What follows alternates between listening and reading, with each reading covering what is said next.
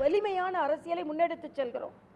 இப்பொழுது வந்து கொண்டிருக்கின்ற கருத்துக்கள், இப்பொழுதுள்ள அரசியல் சூழ்நிலை முற்றிலுமாக மாறும்.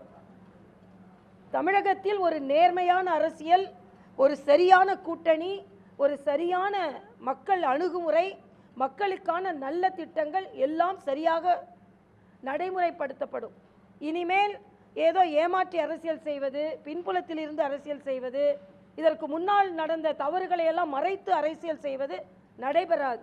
ஏனென்றால் திமுக காங்கிரஸை பொறுத்தமட்டில் அவர்கள் 10 ஆண்டு காலம் மத்தியில் ஆட்சியில் இருந்து எந்தவித திட்டத்தையும் மக்களுக்கு எடுத்துச் செல்லவில்லை. நான் வெளிப்படையாகவே குற்றம் சாட்டுகிறேன். தமிழகம் புறக்கணிக்கப்பட்டது. திமுக காங்கிரஸ் ஆட்சி செய்த 2014 வரை நடந்த ஆட்சியில், மறுபடியும் சொல்கிறேன், அவர்கள் பட்டியலிடட்டும், என்னால் பட்டியலிட முடியும். 2014 இருந்து 2018 வரை தமிழகத்திற்கு எவ்வளவு பெரிய திட்டங்களை கொண்டு வந்திருக்கிறோம் என்று தெளிவாக பட்டியலிட முடியும். அதில் முக்கியமான திட்டம் எய்ம்ஸ் மருத்துவமனை. அதற்காகத்தான் மரியாதைக்குரிய பாரத பிரதமர் அவர்கள் 27ஆம் தேதி வருகிறார்கள்.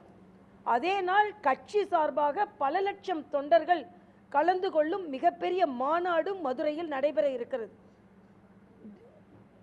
ஜனவரி 11, 12 தேசிய பொதுக்குழு இருக்கிறது. அதில் தமிழகத்தில் இருந்து 503 பேர் கலந்து கொள்கிறார்கள்.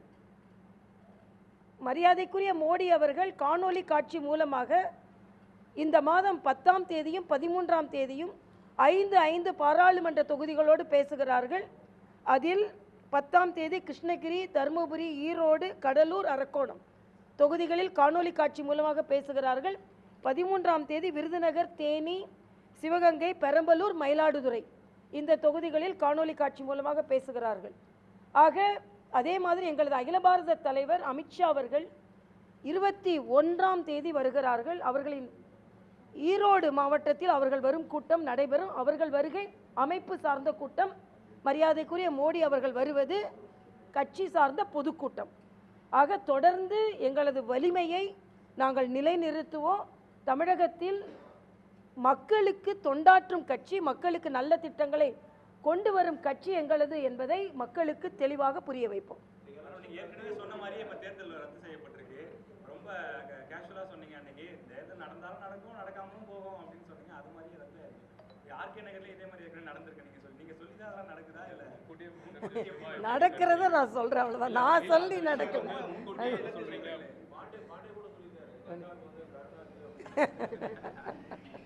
அதாவது நடப்பதை கணித்து சொல்கிறேன், அவ்வளவுதான். தெளிவாக உங்களுக்கு தெரியும், மத்திய தேர்தல் ஆணையம் மாவட்ட ஆட்சி நிர்வாகத்திடம் கருத்து கேட்டார்கள். மாவட்ட ஆட்சி நிர்வாகம் எங்களால் தேர்தலை நடத்துவதற்கு நாங்கள் தயாராக இருக்கிறோன்னா தேர்தல் நடக்கும், இல்லை தயாராக இல்லைன்னு சொன்னால் தேர்தல் நடக்காது. அதனால் அவங்க கொடுக்குற அறிக்கையின்படி நடந்தாலும் நடக்கும், நடக்காமலும் போகணும்னு நான் சொன்னேன். ஆனால் என்னை பொறுத்த மட்டில் நடக்க வேண்டாம். என்னென்றால் அந்த மக்கள் துன்பப்பட்டு கொண்டு இருக்கும் பொழுது நடக்க வேண்டாம் என்பதை நான் இன்னைக்கு தெளிவாக பதிவுன்ட்டு இருக்கிறேன். இப்பொழுது அவர்கள் வாழ்க்கையை மீட்டெடுக்க வேண்டிய நடவடிக்கை இருக்க வேண்டுமே தவிர ஓட்டெடுப்பு நடத்த வேண்டிய நிலையில் அங்கே இல்லை. தேர்தல் நடைபெற வேண்டிய சூழ்நிலையில் அங்கே உள்ள மக்கள் இல்லை. அவர்கள் புயலில் இருந்து தேர்தல் கிடைக்க வேண்டும், அவர்கள் தேறி வர வேண்டும் என்பதுதான் முக்கியமான எனது நோக்கமாக இருக்கிறது என்பதை நான்